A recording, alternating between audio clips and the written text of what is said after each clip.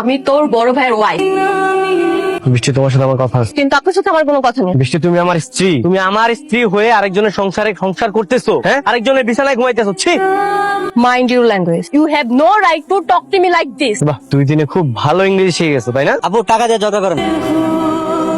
বৃষ্টি, আমি তোমাকে ভালোবাসি। কিন্তু আমি তোমাকে ভালোবাসি না। কেন? কারণ তুমি এখন টাকার নেশায় দ্বিতীয় সোলোমান খান হয়ে গেছো। মানে? এই গরিব লোকটার কি দোষ ছিল? তার মুখে এভাবে টাকা ছুঁড়ে মারলো কেন? এটা তোমার টাকার অহংকার না?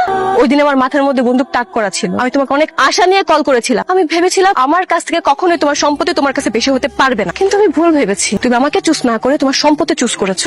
আর আমি 7 দিন ধরে অন্য একটা ঘরে আছি তোমাকে ছেড়ে, অন্য কাউকে বিয়ে করে। তোমার তাতে কোনো কেন? অবশ্য কেয়ার থাকবে বা কেন? তুমি তো তখন টাকার পাহাড়ে ঘুমাচ্ছিলে। আমি তো এই ফিরোজকে ভালোবাসিনি। আমি তো এই ফিরোজকে বিয়ে করিনি। আমি যেই ফিরোজকে ভালোবেসেছি সে অনেক সৎ ছিল, অনেক ভালো একটা মানুষ ছিল, গরিবের কষ্ট বুঝতো, আমাকে অনেক ভালোবাসতো। তুমি এর আগের মতো নেই ফিরোজ। তোমার মতো দ্বিতীয় সলমান খানের সাথে সারা জীবন পার করা আমার পক্ষে ইম্পসিবল। আমি পারবো না। তাই আমি তোমার ভাইকে বিয়ে করেছি, হয়তো তোমাকে জেলাস ফিল করানোর জন্য, তোমার মতো ফিরোজকে শিক্ষা দেওয়ার জন্য।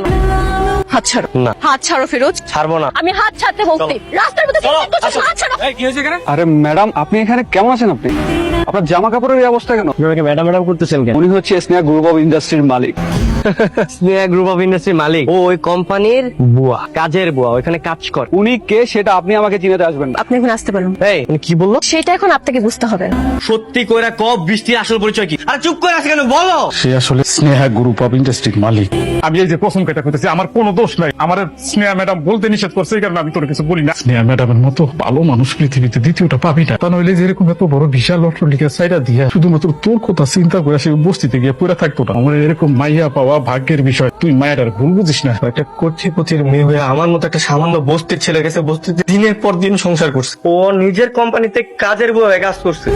কি চান আমার কাছে? আমি শুধু 2 মিনিট, জাস্ট 2 মিনিট তোমাকে মন ভরে দেখতে চাই। এসবের মানে কি? দেখো, সেদিন যখন তোমাকে আমি দেখলাম আমার অনেক পুরনো কথা মনে পড়ে গেছে। আমার কাছে মনে হয়েছে গত 20টা বছর আমি তোমার সঙ্গে অনেক অন্যায় করেছি। আমার ভুল হয়ে গেছে, তুমি আমাকে ক্ষমা করে দাও প্লিজ। নাও।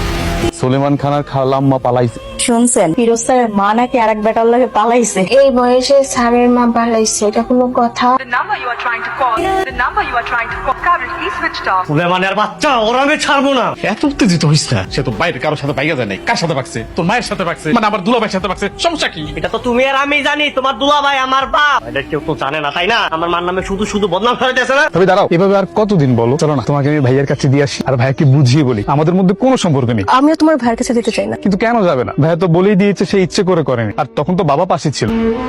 মার কোনো খবর পাইছো? সব জায়গায় খোঁজ লাগাইছি, কোনো জায়গায় তো পাইতেছি না। আমি সুলেমান খানকে কোনোদিন ছাড়বো না। তুই এখানে কেন আসছিস? বল, কেন আসছিস? আমার মা কোথায়? আমার মা কই, বল। ভাই সত্যি আমি জানি না। ছাড়ো। কেন? খুব মায়া হচ্ছে, তাই না? ও তোমার স্বামী, তাই? আমি ওর স্বামী না, আমাদের শুধুমাত্র নামমাত্র বিয়ে হয়েছে কাগজে কলমে, আর সেই বিয়ের নিকাহনামা এখন পর্যন্ত রেজিস্ট্রেশনে পৌঁছায়নি। তাহলে 1 সপ্তাহ ওরা কিভাবে সংসার করবে? বাবির হাতে থাকতো সবসময় চাকু, আর আমি ঘুমাতাম সোফায়, ভাবি ঘুমাতো খাটে। বিশ্বাস করো, আমি কি স্পর্শ করা তো দূরের কথা, কখনোই নজরেই তাকাইনি।